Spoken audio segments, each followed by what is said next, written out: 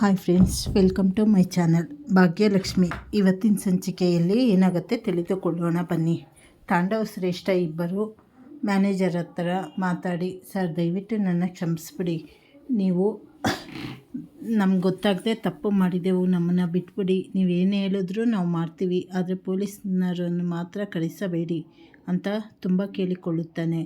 ಆಗ ಹೋಟೆಲ್ನವರು ಸರಿ ಆಯಿತು, ಹಾಗಾದರೆ ನೀವು ನಾನು ಹೇಳುವ ಕೆಲಸ ಮಾಡಿದರೆ ನಿಮ್ಮನ್ನು ಬಿಡುತ್ತೇನೆ ಅಂತ ಹೇಳಿದ್ದಕ್ಕೆ ಖಂಡಿತವಾಗಲು ಸರ್, ನೀವೇನೇ ಹೇಳಿ ನಾನು ಮಾಡ್ತೀನಿ ಅಂತ ಹೇಳಿ ತುಂಬ ಖುಷಿಯಾಗ್ತಾನೆ. ಇನ್ನೊಂದು ಕಡೆ ಭಾಗ್ಯ ಅಳುತ್ತಾ ರೂಮಿನಲ್ಲಿ ಸೇರಿಕೊಂಡು ತುಂಬ ಅಳುತ್ತಾ ಇರುತ್ತಾಳೆ. ಹಾಗೆ ಹಳೆಯದೆಲ್ಲ ಯೋಚನೆ ಮಾಡುತ್ತಾ ಇರಬೇಕಾದರೆ ಹಾಗಾದರೆ ನಮ್ಮತ್ತೆ ಪೂಜಾ ಇಬ್ಬರಿಗೂ ಈ ವಿಷಯ ಗೊತ್ತು. ಅವತ್ತು ಶ್ರೇಷ್ಠನ ಮದುವೆ ನಿಲ್ಲಿಸಿದ್ದು ಇದೇ ಕಾರಣಕ್ಕೆ. ಅವರಿಬ್ಬರಿಗೂ ವಿಚಾರ ಗೊತ್ತಾಗಿ ನನ್ನಿಂದ ವಿಚಾರ ಮುಚ್ಚಿಟ್ಟಿರು ಅಂತ ಹೇಳಿ ತುಂಬ ದುಃಖಿಸುತ್ತಾಳೆ. ಇನ್ನೊಂದು ಕಡೆ ತಾಂಡವ್, ಸರ್ ನಾವೇನು ಮಾಡಬೇಕು ಹೇಳಿ ಅಂತ ಹೇಳಿದ್ದಕ್ಕೆ ಅವರು ಮೊಬೈಲ್ ಕೊಟ್ಟು ನೀವು ಫೋನ್ ಮಾಡಿ.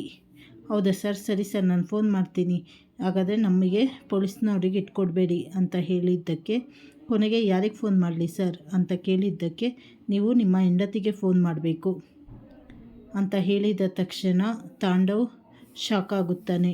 ಏನು, ಹೆಂಡತಿಗೆ ಫೋನ್ ಮಾಡಬೇಕಾ ಅಂತ ಹೇಳಿ ಯೋಚನೆ ಮಾಡಲು ಶುರು ಮಾಡ್ತಾನೆ. ಇದೇನು ಬೆಂಕಿಯಿಂದ ತಪ್ಪಿಸಿಕೊಂಡು ಬಾಣಲೆಯಲ್ಲಿ ಬಿದ್ದ ಹಾಗೆ ನನ್ನ ಪರಿಸ್ಥಿತಿ ಆಯಿತು. ಇನ್ನು ನಾನು ಇವಳಿಗೆ ಫೋನ್ ಮಾಡಿದರೆ ಆಗುವುದಿಲ್ಲ ಅಂತ ಹೇಳಿ ಯೋಚನೆ ಮಾಡುತ್ತಾ ಇರುತ್ತಾನೆ. ಇದು ಇವತ್ತಿನ ಸಂಚಿಕೆಯಲ್ಲಿ ನಡೆಯುತ್ತದೆ. ಚಾನಲನ್ನು ಲೈಕ್ ಮಾಡಿ, ಶೇರ್ ಮಾಡಿ, ಸಬ್ಸ್ಕ್ರೈಬ್ ಮಾಡಿ. ಧನ್ಯವಾದಗಳು.